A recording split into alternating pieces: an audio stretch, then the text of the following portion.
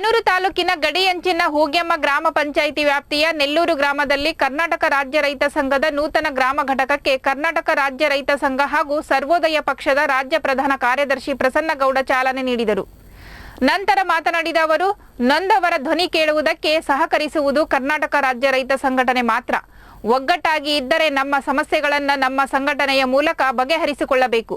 ರೈತ ಸಂಘದ ತಾಲೂಕು ಅಧ್ಯಕ್ಷರು ಹಾಗೂ ಕಾರ್ಯದರ್ಶಿಗಳು ಎರಡು ಕಣ್ಣಿದ್ದಂತೆ. ಗ್ರಾಮ ಘಟಕದ ಚೆನ್ನಾಗಿದ್ದರೆ ತಾಲೂಕು ಜಿಲ್ಲಾ ರಾಜ್ಯ ಘಟಕಗಳು ಚೆನ್ನಾಗಿರುತ್ತದೆ. ಇದು ವ್ಯಕ್ತಿ ಆಧಾರಿತ ಸಂಘಟನೆಯಲ್ಲ. ಯಾವ ಸರ್ಕಾರವೂ ಏನು ಮಾಡಿಲ್ಲ. ಎಲ್ಲ ರೈತ ಸಂಘಟನೆಯಿಂದ ಮಾತ್ರ ಸಾಧ್ಯ. ರೈತ ಸಂಘ ರೈತರ ಕಷ್ಟ ಕೇಳುವುದರ ಜೊತೆಗೆ ಭ್ರಷ್ಟಾಚಾರ, ಅರಣ್ಯ, ಅಕ್ರಮ ಚಟುವಟಿಕೆ ವಿರುದ್ಧ ರೈತ ಸಂಘಟನೆ ನಿಂತಿದೆ ಎಂದು ತಿಳಿಸಿದರು. ಮಾತಾಡ್ಬೇಕಂದ್ರೆ ಈ ಟವಲೆ ಕಾರಣ. ನಾನೇನು ಬಹಳ ಓದಿರೋಂಥ ವ್ಯಕ್ತಿನೂ ಅಲ್ಲ. ಧೈರ್ಯ ಕೊಡುತ್ತೆ ಅದು ನಿಮ್ಗೆ. ನೀವು ಧೈರ್ಯವಾಗಿ ವಿಧಾನಸೌಧಕ್ಕೆ ಹೋಗೋಂಥ ಶಕ್ತಿನ ಇದು ಕೊಡುತ್ತೆ.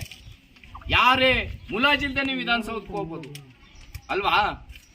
ಆದ್ರಿಂದ ಈ ಸಮಯದಲ್ಲಿ ನಾಳೆ ಹೇಳಿಷ್ಟೇ, ಈ ಕರ್ನಾಟಕ ರಾಜ್ಯ ರೈತ ಸಂಘಕ್ಕೆ ಪಕ್ಷಕೊಳ್ಳಿ ಜಾತಿಗಳು ಹುಟ್ಕೊಂಡಿವೆ. ಆದ್ರೆ ಕರ್ನಾಟಕ ರಾಜ್ಯ ರೈತ ಸಂಘದಲ್ಲಿ ಯಾವುದೇ ಜಾತಿ, ಮತ, ಭೇದ, ಧರ್ಮ ಯಾವುದೂ ಇಲ್ಲ.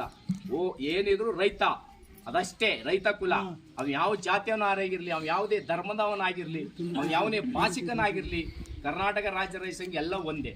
ಆದ್ರೆ ನಾನು ಇವತ್ತು ನಿಮ್ಗೆ ಹೇಳೋದಿಷ್ಟೇ, ಯಾವುದೇ ಕಾರಣಕ್ಕೂ ಅಕ್ರಮ ಚಟುವಟಿಕೆಗಳಲ್ಲಿ ಭಾಗವಹಿಸಬೇಡಿ. ಆ ಥರ ಇದ್ರೆ ನೀವು ಯಾವುದೇ ಕಾರಣಕ್ಕೂ ಟವಲ್ ಹಾಕಬೇಡಿ.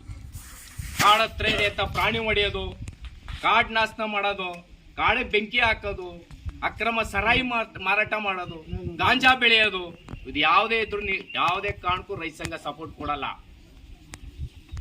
ಅವ್ರನ್ನ ನಾವೇ ಹಿಡಿದು ಕೊಡ್ತೀವಿ.